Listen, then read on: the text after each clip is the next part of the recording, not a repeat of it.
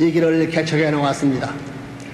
이는 당신의 창조 이상 가운데 본연에 타락하지 아니했던 선남 선녀를 중심 삼고 선한 자리에서 아담 해와가 하나님을 중심 삼고 하나님의 사랑에 의하여 참다운 축복의 한 날이 있었던 널 하나님을 중심 삼은 선의 부모여,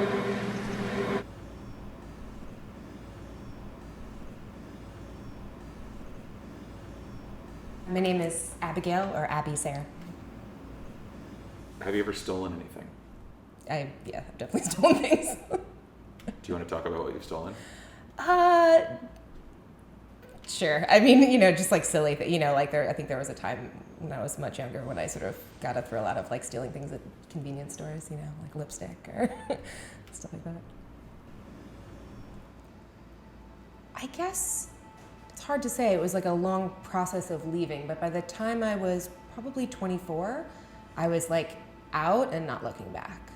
I remember still going to church, like definitely still going to these big ceremonies at the Manhattan Center, and right across the street from Madison Square Garden. My family was definitely still in, and so they're still in to a certain degree. So I still, I still have to sort of manage those worlds too. Well, Marcel, the last time he came in, he said, next time you come in, I'm going to take you out to dinner. So many new people that they want to just have with the guys again. It's like I told Mark, I said, this company doesn't even acknowledge.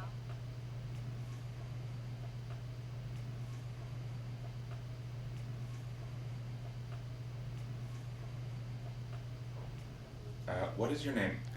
Kazu Watanabe, or Kazuaki Francisco Watanabe. What's your favorite color? Blue. What kind of blue? All kinds of blue. Have you read Bluettes by Maggie Nelson? No. I recommend that book. It's about falling in love with the color blue. Okay. Have you seen Blue by Derek Jarman? Yes. Any more blue questions? The thing about the church is that it defines everything about you. Or it can, and it did to me. So that I had no practical understanding of the world. So my life purpose has always been defined by the church, which is basically absolute filial piety and duty to the Messiah and to my parents. I had no practical sense of what I was supposed to do, and I didn't care.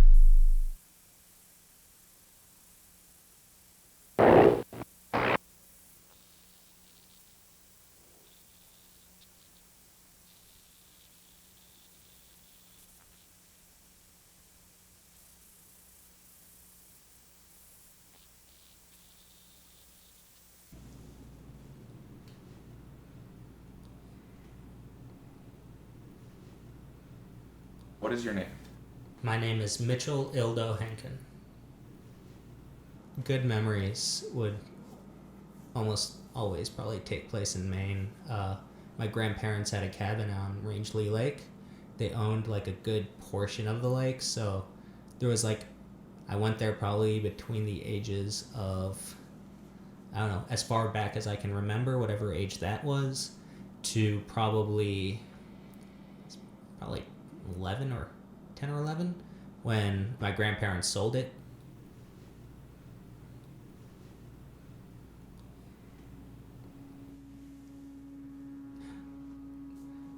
I honestly don't know when I left because it was such a slow process. I assume I left when I left New York, but I think bits and pieces of it are still stuck to the bottom of my shoes. I was conditioned very well. Condition. I was a good dog. But it was all it was all unconscious. It was I had a gentle leader on and someone was tugging my nose in whatever direction I needed to go, and I was fine with it.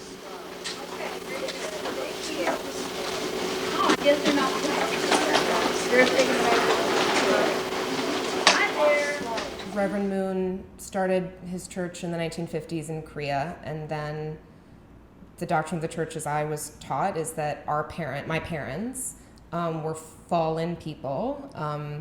They were not of a pure lineage, and that they had to, sort of atone for that by getting an arranged marriage and going through certain rites and rituals to cleanse themselves and start this new family. And that my sister and I were born because of all of that sacrifice and because of the spiritual conditions they made and the things they chose to do by following Reverend Moon. My sister and I would be born different. We would be born special and sinless. I was expected to remain a virgin until marriage. I was expected to have an arranged marriage, have children. It's definitely not a choice not to have children, which was another incredible, bombshell revelation to me as a young woman. I was like, oh my God, this is a choice. I don't have to do that. It was pretty mind-blowing. And you're expected to do God's will and sort of restore the earth to its original glory before it was put asunder by Adam and Eve and all the, We, as second generation, had to be perfect. We were the perfect generation. In their eyes, we were going to be the gods of the world. But with little g's. They did a lot of specifications. Gods with little g's, like leaders. But still using the word God. And they believed the world was going to be perfect by the year 2000. When it wasn't perfect by the year 2000, it was our fault, and we had to do a bunch of conditions and stuff in order to correct that, and then it was going to be perfect by another year, and it just kept on, And I think that tied into a lot of my schizophrenic episodes as well. If you're told you're going to be a god your whole life and you go a little bit crazy, you're going to think you're a god, I guess.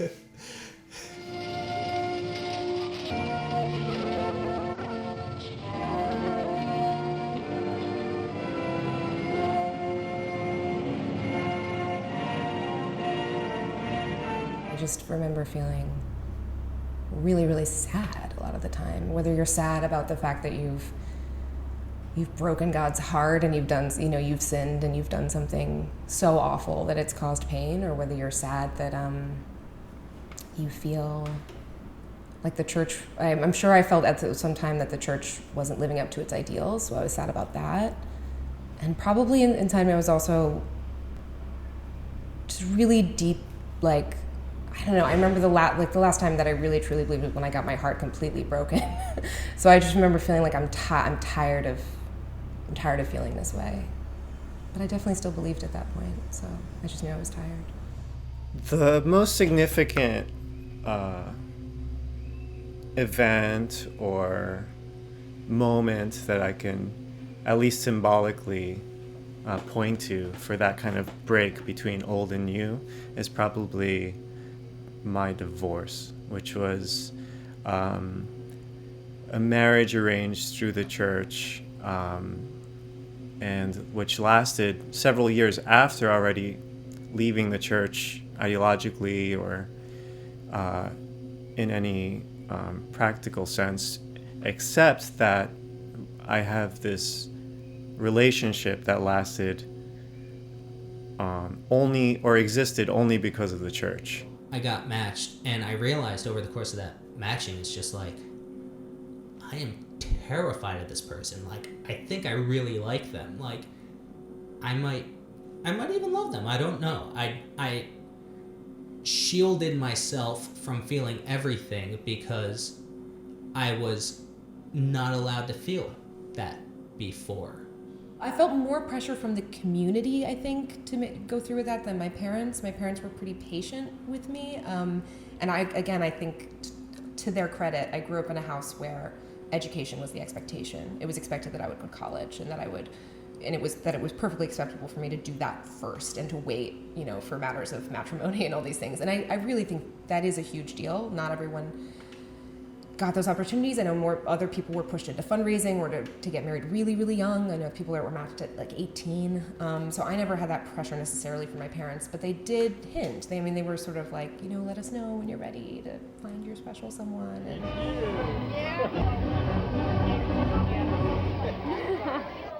where's my partner? Crazy partner, Shane, partner, go! 1, 2. Raise your hand. I'm gonna get somebody. Who needs a partner? Quickly. I just collapsed into myself and I couldn't function around this person. And it was after, like, she broke it, or she made it so I would break it off. It was a really weird thing. I'm not going to get into that.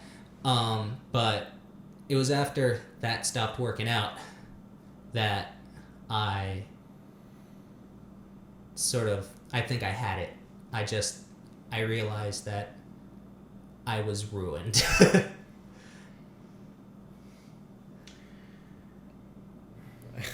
I mean, when we were in high school, we had a band, and it was a really shitty ska band, which is embarrassing as an adult in 2018, but nevertheless, it was a very close group of friends. We would have practice several times a week, and I often look back on those times pretty fondly. A lot of it is embarrassing because it's so tied to the church, and the music itself was quite bad. Some of the lyrics make us cringe because some of them reflect Mooney ideology, either purposefully or accidentally. I don't know what birthday this was. We were watching The Perfect Storm. I didn't want A Perfect Storm, by the way, for my birthday. But my dad loves that movie, and he'll get it any chance he could get. And we were watching the movie, and my dad was really angry at my mom about how much she spent on the birthday, and they were having this big old argument. My brother is trying to watch the movie, Levi, big brother, and he tells my dad, kindly shut up. My dad just walks over and stomps on his chest, and he had trouble breathing for a while. My mom called the police. The police came. At that point, my mom was starting to take my dad's side, and then, like, the police kind of took my dad's side, too. It was very much if my kid told me to shut up, I'd kick his ass, too, sort of deal. And that was my birthday. One thing that sucks about being a part of something like this is that you feel like your life is taken from you. Like even your memories aren't safe. So again, it's like I have to sort of think about that girl and have ultimate compassion for her because she never should have been put in those situations. You know, I never should have been asked to confess certain things about my private thoughts and life to, like, male adults who weren't my family. You know what I mean? Like, there's so many lines that were crossed, and I was taught some really unhelpful things, and I was, but at the same time, like, man, I sang songs in the woods. Like, we ran in the woods, and we walked through waterfalls, and we played music together. Like, we sat around with guitars and really enjoyed making things. Like, we were artists. We were, I don't know.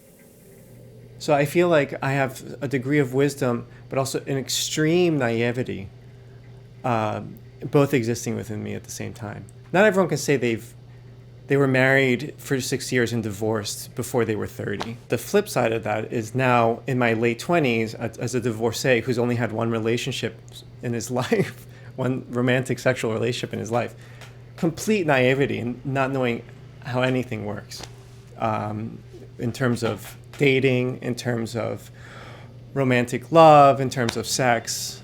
As someone whose a complete understanding of life has been erased, have to question everything. And I'm still struggling to find out what the point of any of this is.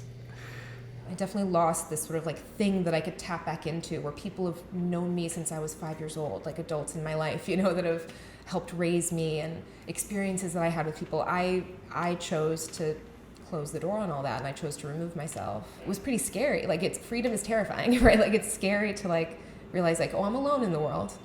There is no God necessarily, you know. Like the whole story, that whole sort of like infrastructure that I had of the world, not true. It all sort of crumbles. What we are left with is like, that means I can make choices for like right now for my life. I can make the life that I want,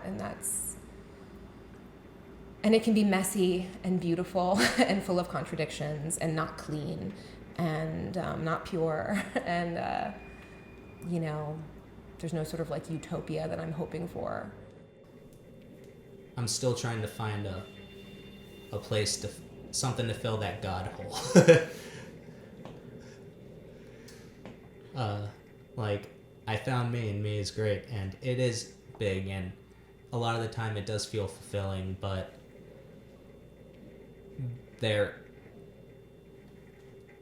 it's a process trying to find solace in the emptiness, and I do I built myself up, and what I do, I did because of me, and what I do for me, but it's weird having all the answers and then not.